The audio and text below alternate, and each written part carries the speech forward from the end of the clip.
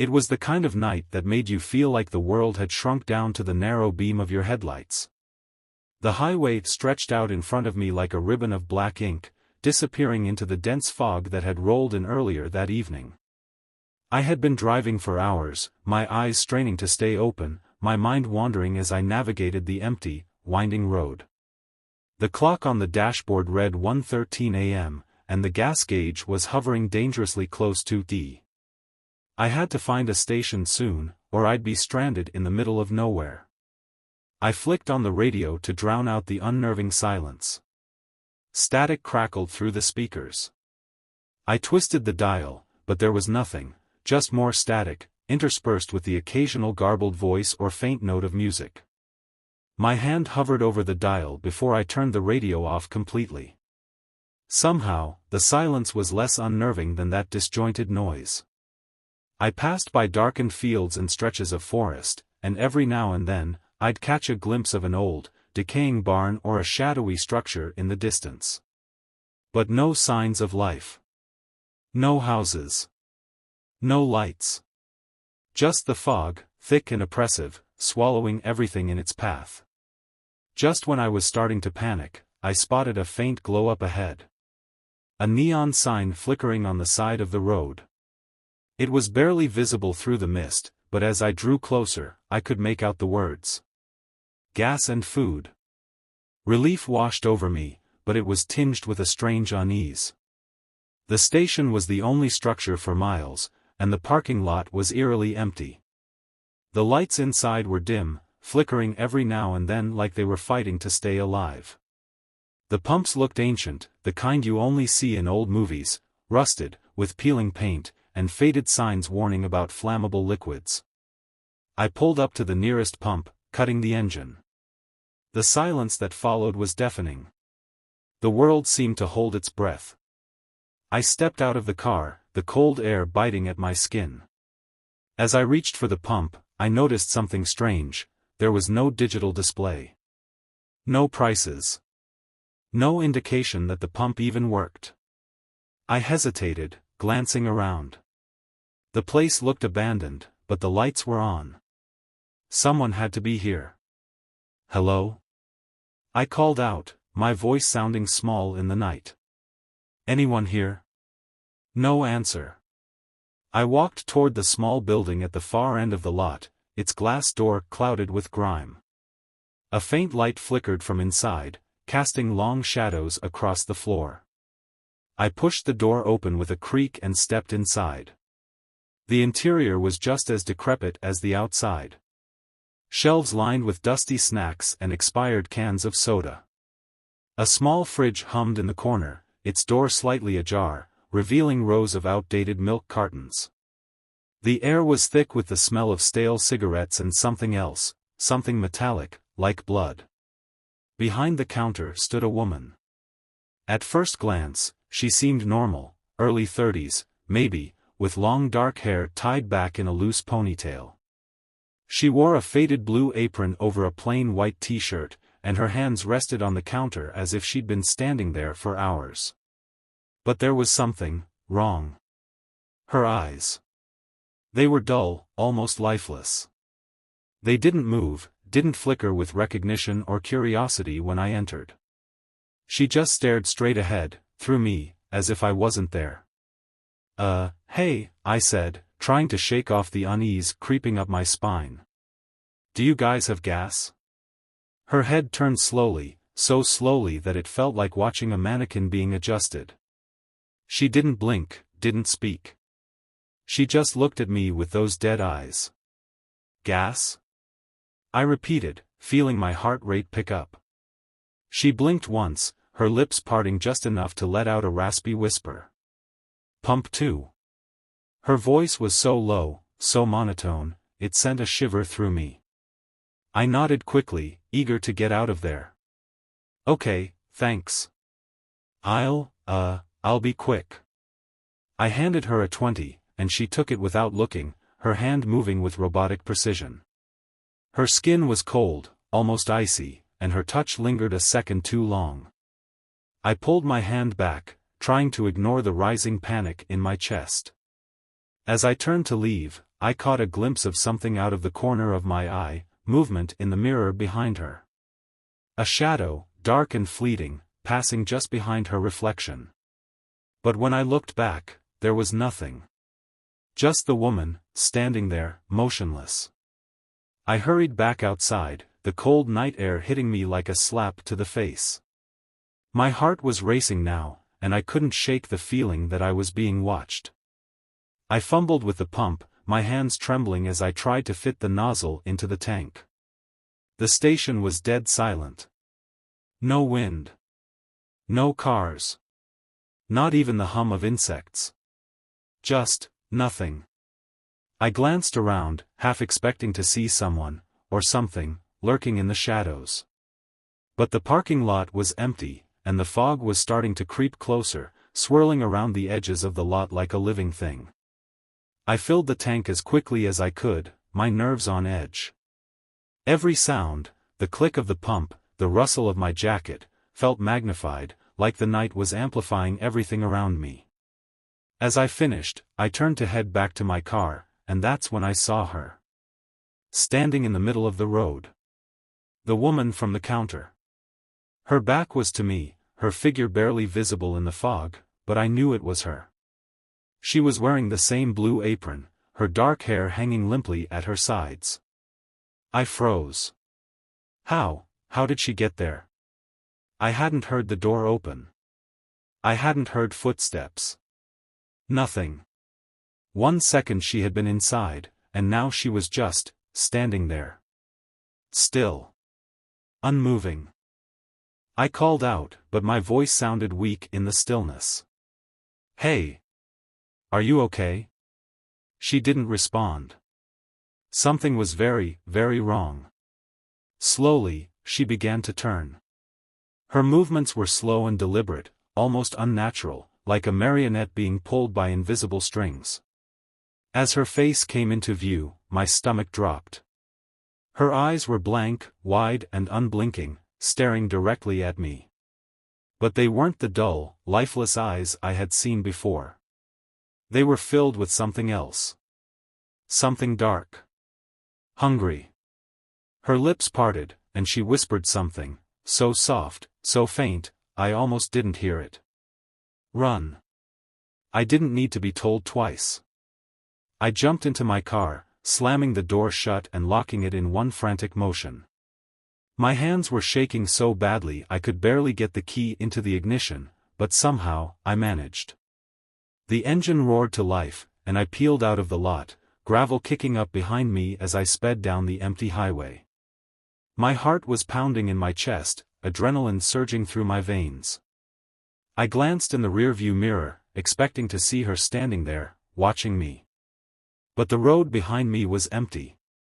The station had disappeared into the fog, swallowed by the night. But then, as I drove, I saw her again. Standing in the middle of the road, her figure barely visible in the distance. I swerved, my tires screeching as I narrowly avoided hitting her. But when I looked again, she was gone. The next few miles passed in a blur. I didn't stop. I didn't look back. I just drove, my mind racing, trying to make sense of what had just happened. Was she real? Was any of it real? I don't know how long I drove before I finally pulled over, my hands shaking so badly I could barely grip the wheel. I sat there for a long time, the engine idling, my breath coming in ragged gasps. But even now, as I sit here in the safety of my car, I can't shake the feeling that I'm not alone. That she's still out there, somewhere in the fog, watching. Waiting. And every now and then, I think I hear her whisper. Run. I sat there for what felt like hours, my foot resting on the brake, the engine's hum the only thing breaking the oppressive silence.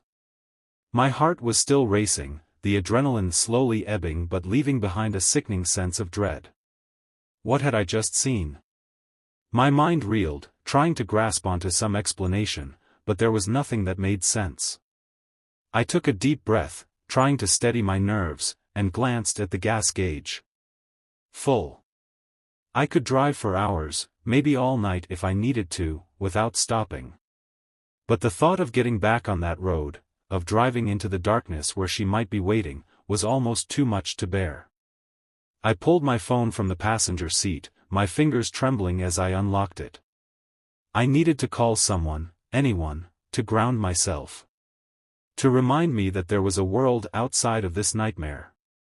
But when I glanced at the screen, my stomach dropped. No signal. Of course. I was miles from any real town, out in the middle of nowhere. The fog outside had thickened, turning the world beyond the windshield into a swirling mass of white. I could barely see more than a few feet ahead. My pulse quickened again, the walls of the car suddenly feeling much too close, much too confining. I had to keep moving. Sitting here wasn't going to help. I told myself that once I hit a more populated area, I'd find a hotel, or a diner, somewhere with people, with light. Somewhere where she couldn't follow me. I shifted into drive, the headlights cutting weakly through the fog as I pulled back onto the highway.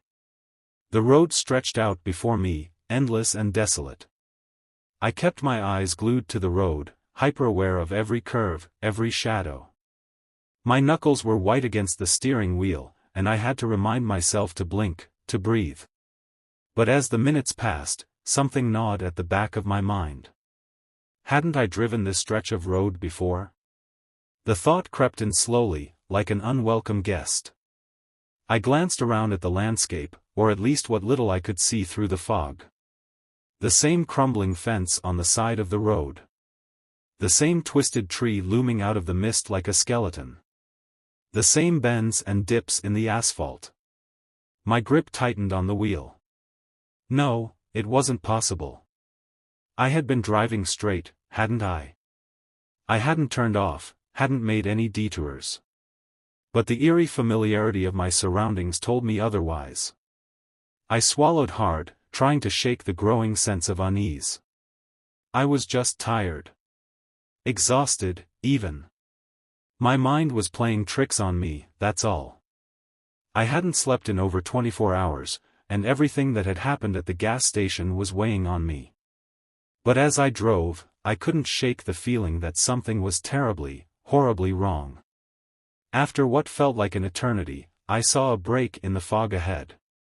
A flicker of light. Relief washed over me, and I pressed down on the gas, eager to reach anything that might offer a sense of normalcy. But as I approached, my stomach dropped. It was the gas station. The same rusted pumps. The same flickering neon sign. The same cracked pavement and broken-down building. My car rolled to a stop just outside the lot, and I stared in disbelief. No, no, no, no. I muttered under my breath, shaking my head. This couldn't be happening. I had driven for miles, I had left this place behind. How could I be back here? I glanced at the clock on the dashboard. 1:47 a.m. I had been driving for over half an hour, but it felt like no time had passed at all.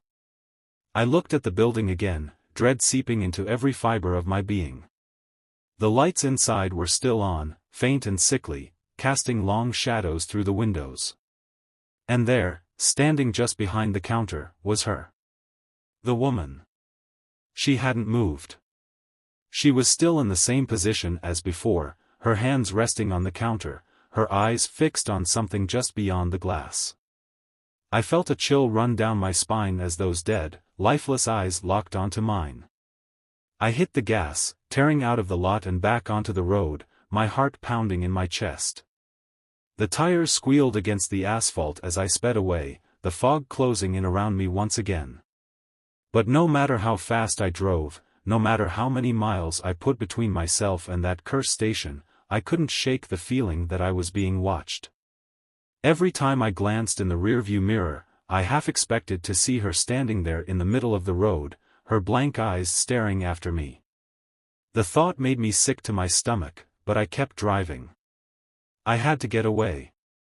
I had to find some way out of this nightmare. Then, after what felt like hours of driving, I saw something up ahead. A figure. Standing in the middle of the road. Her. I slammed on the brakes, the car skidding to a stop just inches from where she stood. My heart was in my throat, and for a moment, all I could do was stare. She was just standing there, her body shrouded in fog, her face blank and emotionless. Her eyes were wide, but they didn't seem to see me. They just stared through me, as if I wasn't there. A cold sweat broke out across my forehead, and I fumbled with the gearshift, my hands shaking uncontrollably. I needed to reverse. I needed to get away. But as soon as I tried, the engine sputtered and died. No, no, no! I yelled, slamming my hands against the steering wheel. The headlights flickered, then went out completely, plunging the road into darkness. The fog pressed in around me, thick and suffocating. My breath came in ragged gasps as I tried to restart the engine, but it was no use. The car was dead. And she was still standing there. Closer now. I blinked. Had she moved? My hands were slick with sweat as I tried the ignition again, my heart pounding in my ears. But the engine wouldn't start. The car was silent, save for my panicked breathing. And then I heard it. A soft whisper, carried on the cold night air. It was barely audible, but it sent a shiver down my spine. Run. My blood turned to ice. It was her voice. But she hadn't moved her lips. She was still standing there, motionless, her eyes fixed on me. I fumbled with the door handle, my fingers numb with fear. I had to get out. I had to run. But every instinct in my body was screaming at me to stay inside. To lock the doors and wait for the nightmare to end. But I couldn't. I couldn't stay here. Not with her so close. I threw the door open and stumbled out into the cold night air, the fog swallowing me whole. I could barely see a few feet in front of me, but I didn't care. I had to get away. I had to run.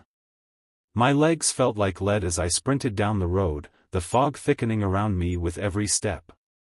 I didn't know where I was going, but I didn't stop. I couldn't stop. Not until I was sure she wasn't following me. But the whisper followed me. Run. It was closer now, almost right behind me. I could feel her presence, could feel her cold breath on the back of my neck.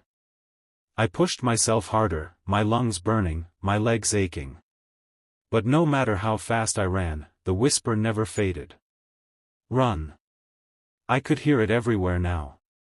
In the wind, in the fog, in my own frantic heartbeat.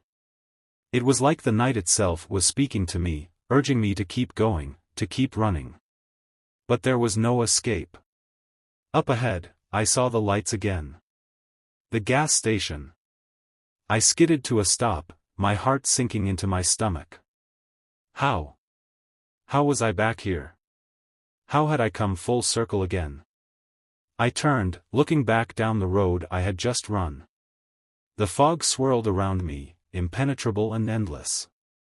I was trapped. And then I saw her. Standing just a few feet away. She didn't move. She didn't need to. The fog seemed to bend around her, shifting and coiling like something alive. Her eyes, those dead, unblinking eyes, were locked onto mine. The whisper came again, louder now. More insistent. Run. But I couldn't move. My legs wouldn't obey. I was frozen in place, my body trembling with fear. And then, slowly, she began to move. 1 step. 2 steps. Closer. Closer. I backed away, my breath coming in short, panicked gasps. But I knew it was pointless. She was going to catch me. She was going to honk. The sound of a car horn blared through the fog, startling me out of my paralysis. I whipped around just in time to see headlights piercing through the mist. A truck was barreling down the road, heading straight for me.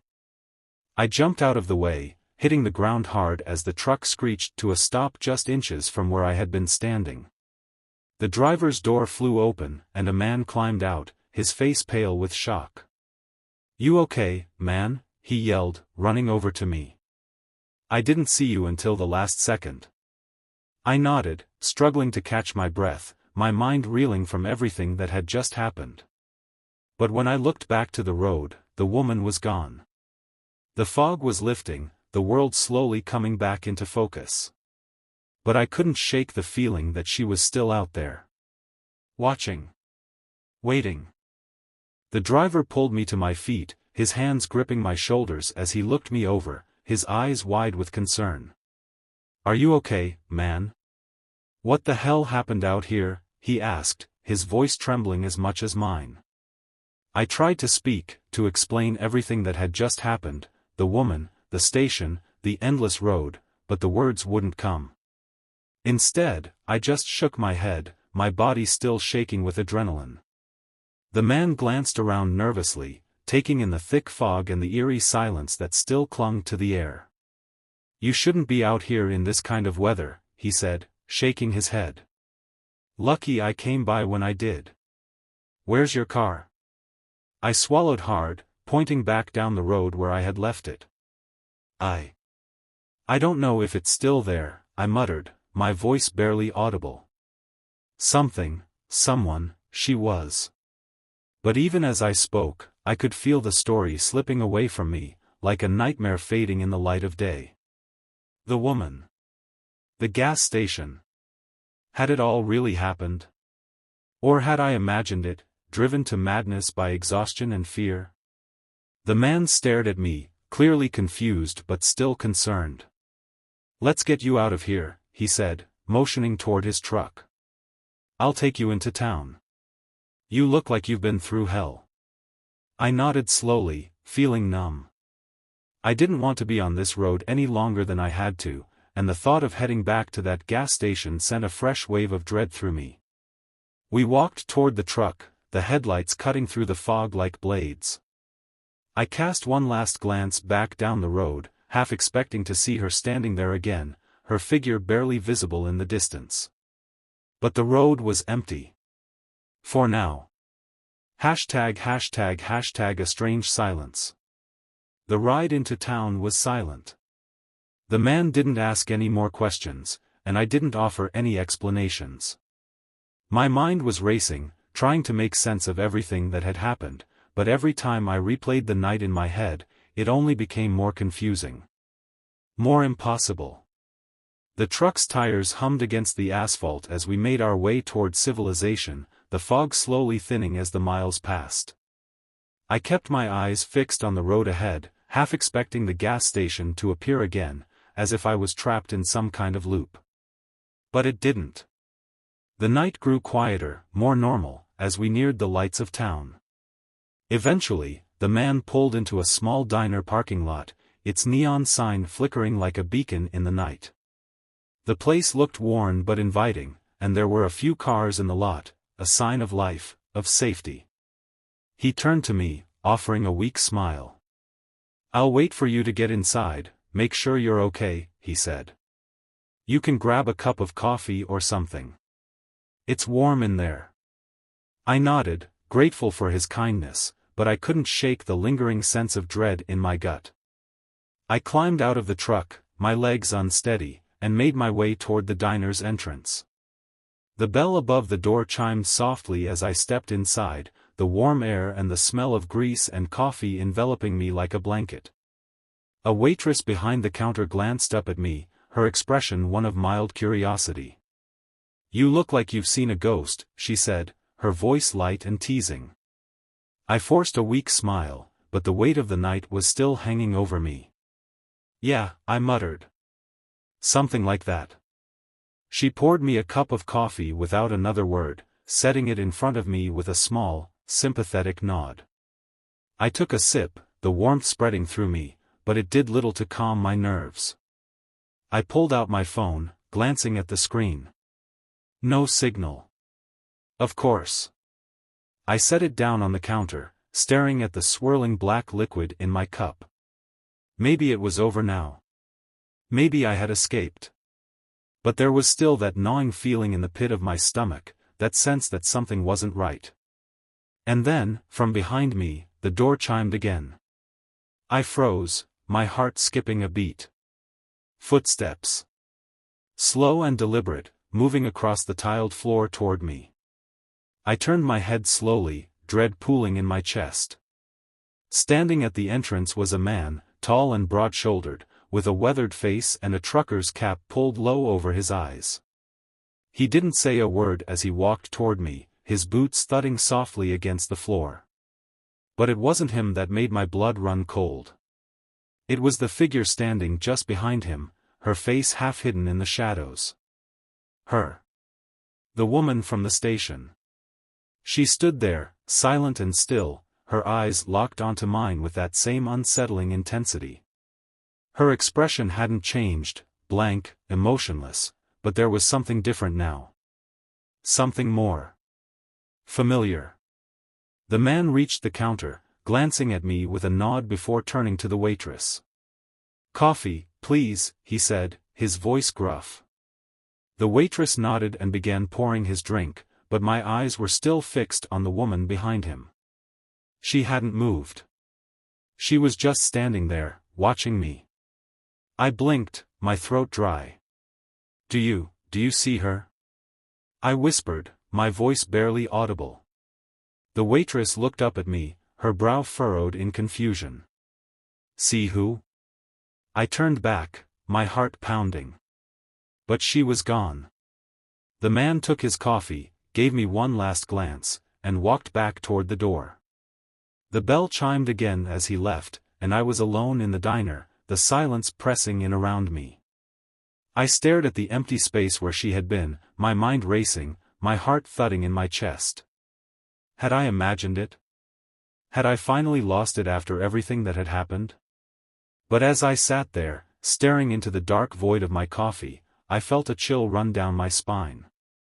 A whisper, soft and faint, echoed in the back of my mind. Run. I left the diner that night, but I knew deep down that I hadn't escaped.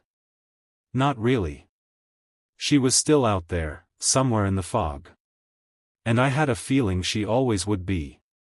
Weeks passed, but the memory of that night never left me.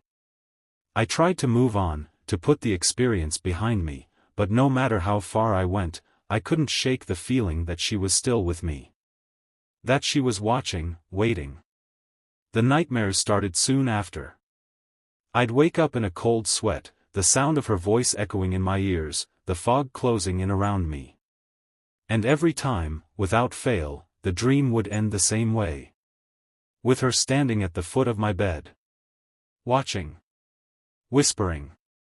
Run. I don't know how much longer I can keep running. Maybe one day I'll stop. Maybe one day she'll catch me. But until then, I keep moving. And every now and then, when the fog rolls in, I think I see her. Just waiting.